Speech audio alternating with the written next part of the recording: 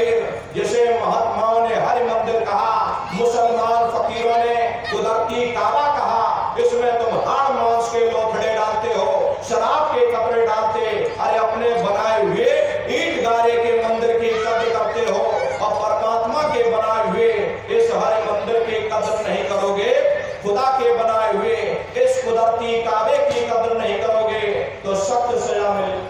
अरे महात्मा ने लिखा है कि दिल भर मच्छी खाई के कोटि गौ दे दान और काशी करवट जा मरे निश्चय नरक दान। यदि दिल भर भी मच्छी खा करके फिर चाहे कोटान कोट गौओं का दान करो और काशी में जाकर के मत्था रगड़ते रगड़ते अपनी जीवन लीला को वही समाप्त कर दो, फिर भी तुमको तुम्हारे गुनाहों की सजा मिलेगी, कोई बच नहीं सकता, क्योंकि ये कर्म भूमि है।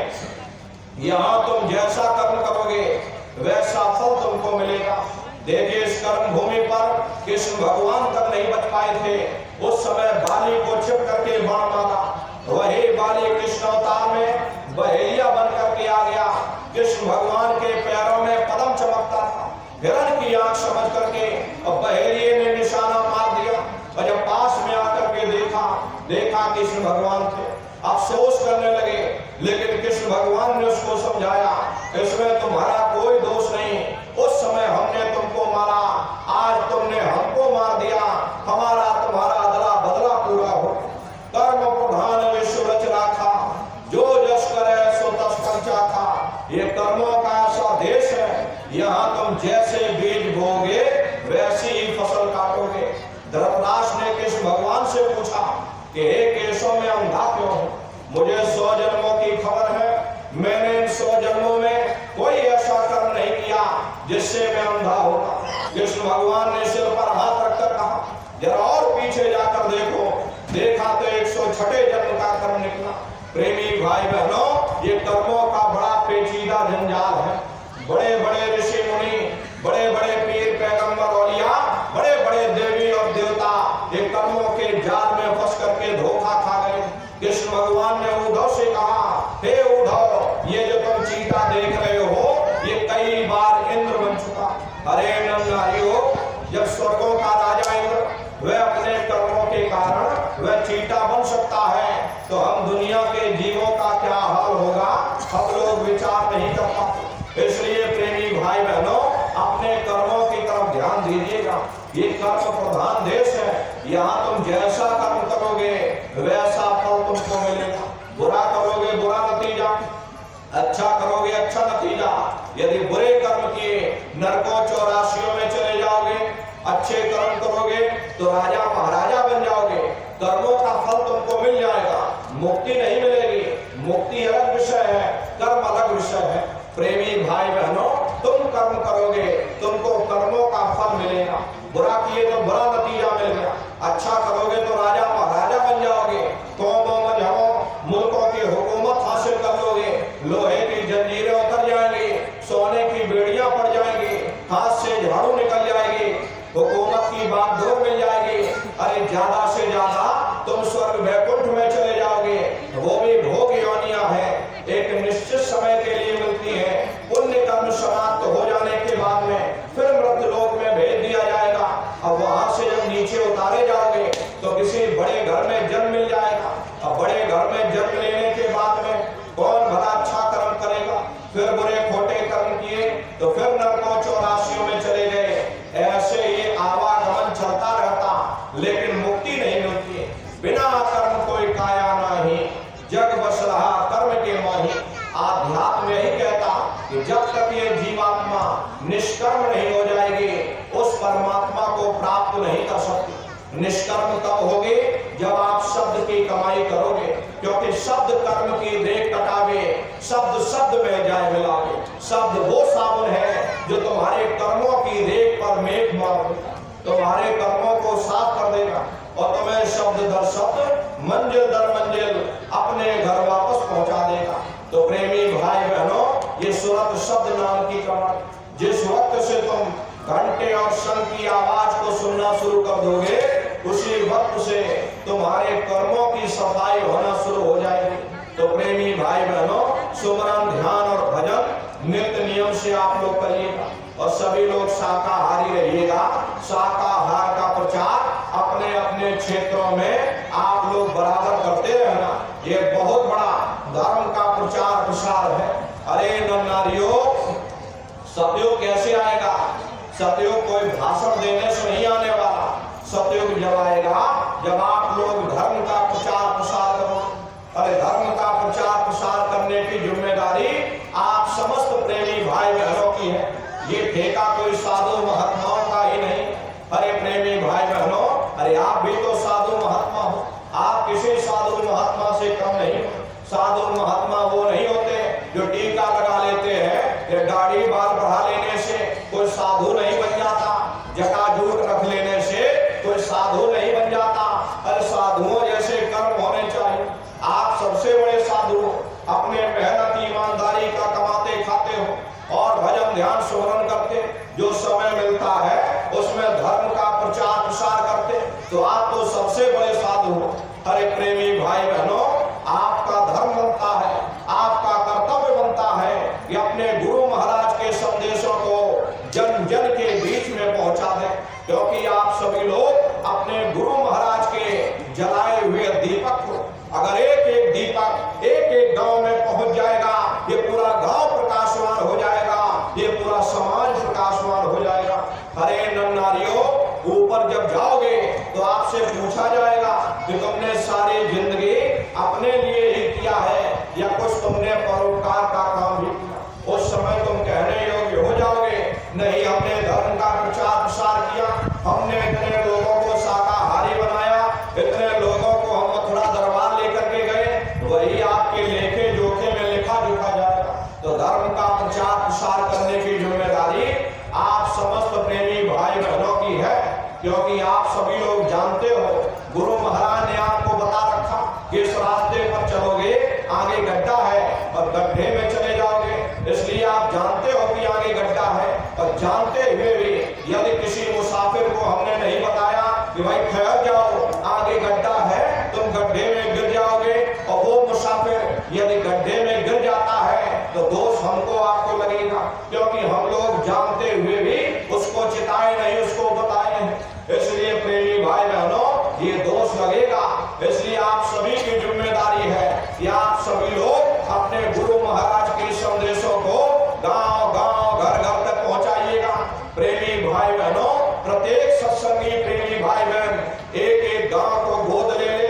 एक एक गांव की आप लोग जिम्मेदारी उठाइए कि भाई हम इस गांव की जिम्मेदारी उठाते हैं। हम गांव गांव घर घर जाकर के लोगों से प्रार्थना करेंगे, उनको शाकाहारी बनाएंगे और उनको मथुरा दरबार लेकर के आएंगे। अगर आपके सहयोग से वो लोग शाकाहारी हो जाते हैं, वो भजन ध्यान सुमरन करने लग जाते हैं, उनके भी जीवात्मा का कल्याण होगा, इसका पुण्य फल आपको भी प्राप्त होगा। ये बहुत बड़ा धर्म का प्रचार प्रसार है। और यही तो गुरु महाराज कह करके गए, बच्चों तुम गांव गांव में भजन केंद्र की स्थापना करो, गांव गांव में सत्संग होने लग जाए।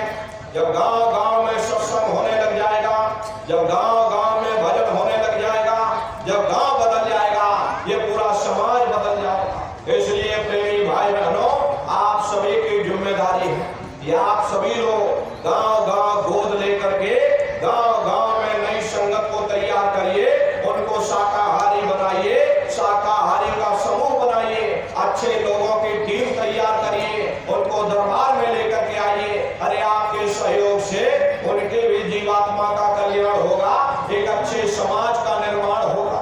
तो प्रेमी भाई बहनों, आप सभी लोग धर्म के प्रचार प्रसार में अपने तन से योगदान दीजिएगा। ये बहुत बड़ी परमात्मा की सेवा है। अरे अपने लिए तो हर कोई जी लेता है, जानवर भी अपने लिए पेट भर लेते हैं, अपना पेट जानवर भी पाल लेते हैं, बाल बच्चे जानवर भी पैदा कर लेते हैं, लेकिन कोई ऐसी अनोखी चीज जो केवल तुम मनुष्य शरीर के द्वारा कर सकते, वो केवल परमात्मा की भक्ति है और धर्म का प्रचार प्रसार है। प्रेमी भाई बहनों, उस मालिक ने तुमको ये मौका इसीलिए दिया ताकि तुम जीते जी कुछ अपनी जीवात्मा के कल्याण के लिए कुछ विचार कर लो और समय मिले धर्म का प्रचार प्रसार कर लो। तो प्रेमी भाई बहनों, आप सभी लोग अपना अपना योगदान धर्म के प्रचार प्रसार में दीजिएगा ताकि एक अच्छे समाज का निर्माण हो सके। और देखो प्रेमी भाई बहनों, हमारे गुरु महाराज के गुरु महाराज यानी पूज्य दादा गुरु महाराज, हमारे गुरु महाराज ने अपने गुरु की याद में मथुरा आश्रम पर बहुत विशाल मंदिर बनवाया। और गुरु महाराज बराबर कहते थे, बच्चा, मंदिर का जीता जागता देवता वहां बैठकर बरकत बांट रहा, वहां कोई रुपया पैसा नहीं चढ़ाया जाता, कोई चंदा चुटकी नहीं चढ़ाई जाती।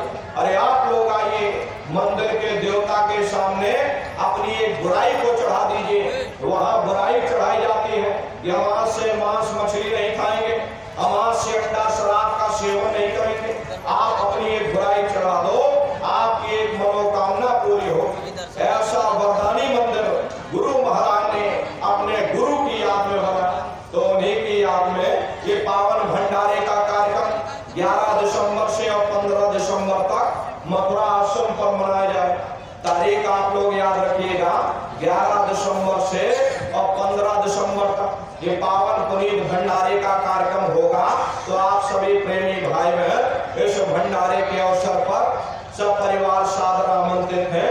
आप लोग अवश्य ही पधारिएगा और अपने अपने बच्चों को भी साथ में लेकर के आया करो। ये सबसे बड़ी गलती आप लोग यही करते हो, ये अकेले अकेले चल पड़ते कि चलो हम चलेंगे, अरे हम भजन करेंगे, पूजा पाठ करेंगे। इन बच्चों को क्या जरूरत जाने की है? ये छोटे छोटे बच्चे हैं, इनकी पढ़ाई लिखाई का ही समय है, अरे इनको पढ़ने लिखने दो, अरे हमारी तो उम्र हो गई, चलो हम भजन करेंगे। ये सबसे बड़ी आपकी गलती है। अरे प्रेमी भाई बहनों, पढ़ाई लिखाई जरूरी है, हम ये बात मानते हैं कि आज के समय में शिक्षा बहुत जरूरी है। हमको भी गुरु महाराज ने पढ़ाया लिखाया, 10वीं किया, फिर 12वीं किया, फिर BA किया, फिर LLB करके वकील बने। गुरु महाराज ने हमको भी शिक्षा दिलाई। लेकिन प्रेमी भाई बहनों, पढ़ाई लिखाई संस्कार कोई MA BA की डिग्री करने से नहीं पढ़ते, संस्कार कोई डिप्लोमा करने से नहीं पढ़ते। अगर MA BA की डिग्री करने से बच्चों के अंदर संस्कार पड़ जाते तो हिंदुस्तान में इतने वृद्धाश्रम न खोलने होते, इतना भ्रष्टाचार हिंदुस्तान में न फैला होता। अरे संस्कार पढ़ेंगे, महात्माओं के वचनों से संस्कार पढ़ेंगे, सत्संग के माध्यम से। ये बच्चे देश के भविष्य हैं। एक अच्छे समाज के निर्माण के लिए बच्चों के अंदर अच्छे संस्कार डालना ये समय की बहुत बड़ी मांग है। इसलिए अपने अपने बच्चों को भी बराबर दरबार में लाते ले जाते रहे, बराबर सत्संग में उनको भी लाते ले जाते रहे। और जब घर में तुम्हारे बच्चे हो, सामूहिक रूप से अरे घर में पूजा पाठ प्रार्थना किया करो। उन बच्चों को जिम्मेदारी सौंप दो कि चलो बच्चों तुम एक प्रार्थना गाओ, पीछे से हम एक प्रार्थना करेंगे। फिर गुरु महाराज की कोई पुस्तिका, गुरु महाराज के वचन वाणियों की किताब उन बच्चों को सौंप दो कि चलो बच्चों एक वचन एक पन्ना गुरु महाराज के वचन जरा हमको सुनाओ। अब वो बच्चे सुनाएंगे, उनके भी कुछ दिल दिमाग में बैठेगा और आप भी बैठ करके गुरु महाराज के वचन सुनिएगा। फिर उन्हीं बच्चों को भजन ध्यान स्मरण पर बैठा दो। प्रेमी भाई बहनों, बच्चों को संगत की सेवा में जोड़ो। अरे प्रेमी भाई बहनों, इन बच्चों को शाकाहारी के प्रचार में अपने साथ लेकर के जाओ।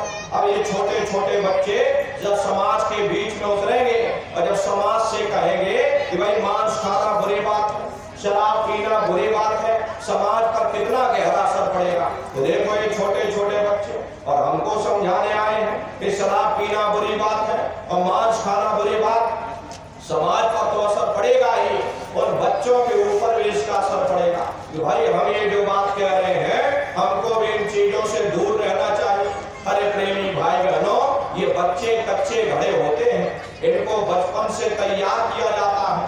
प्रेमी भाई बहनों, अपने अपने बच्चों को बचपन से ही तैयार करिए। बहुत से प्रेमी भाई बहन शिकायत करते हमारे बच्चे हमारी बात नहीं मानते, गलत संगत सोहबत में फंस गए, उनकी गलत आदतें लग गई। प्रेमी भाई बहनों, तो गलती आप लोगों की है। क्यों नहीं आपने अपने बच्चों पर ध्यान दिया? क्यों नहीं उनके अंदर अच्छे संस्कार डाले? क्यों नहीं उनको बराबर सत्संग में लाते ले जाते रहे? क्यों नहीं उनको दरबार में बराबर ले जाते रहे? क्यों नहीं उनके ऊपर निगाह रखी कि कहीं हमारे बच्चे किसी गलत संगत और सोहबत में न फंस जाए? तो प्रेमी भाई बहनों, बच्चों को बचपन से तैयार करो, उन पर निगाह रखो, कहीं बच्चे किसी गलत संगत सोहबत में न जाने पाए। तो बचपन से ही जब बच्चों के अंदर अच्छे संस्कार पड़ेंगे, ये बच्चे देश और समाज का नाम रोशन करेंगे, माँ बाप का नाम रोशन करेंगे। तो प्रेमी भाई बहनों, अपने अपने बच्चों को भी बराबर दरबार में लाके ले जाते रहिएगा, बराबर भजन ध्यान सुमरन पर उनको बैठाते रहिएगा। और देखो प्रेमी भाई बहनों, आप लोग भी एक एक गांव को गोद लेकर के गांव गांव में धर्म के प्रचार प्रसार में अपना अपना योगदान दीजिएगा। और भजन ध्यान सुमरन आप लोग बराबर करते रहना। ये असली दौलत है, अरे ये दुनिया की दौलत ये तुम्हारे यहीं पड़ी रह जाएगी।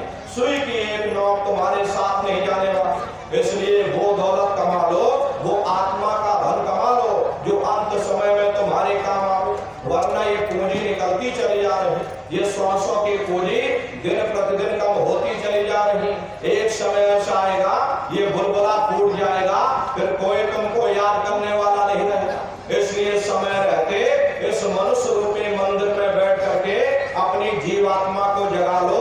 सुरत शब्द नाम की कमाई यानी सुमरन ध्यान और भजन आप लोग नित्य नियम से करिएगा। इसी के साथ अब हम अपनी वाणी को विराम देते हैं। यदि कोई गलती कोई भूल चूक कहने सुनने में हमसे हुई हो तो प्रेमी भाई बहनों, हम छोटे हैं, आप सभी लोग हमारी माताएं बहनें बूढ़े बुजुर्ग हमको छोटा समझ करके आप सभी प्रेमी भाई बहन हमको क्षमा करेंगे। अच्छा बोलो जय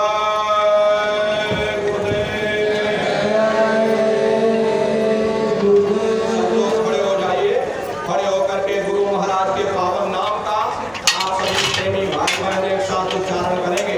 और देखो प्रेमी भाई बहनों, अभी हम आप लोगों के बीच में नीचे आ जाएंगे, एक एक करके सबसे मिल भी लेंगे। आप लोग धक्का मुक्की मत करिएगा, बारी बारी से आइएगा और मिलते हुए गुरु महाराज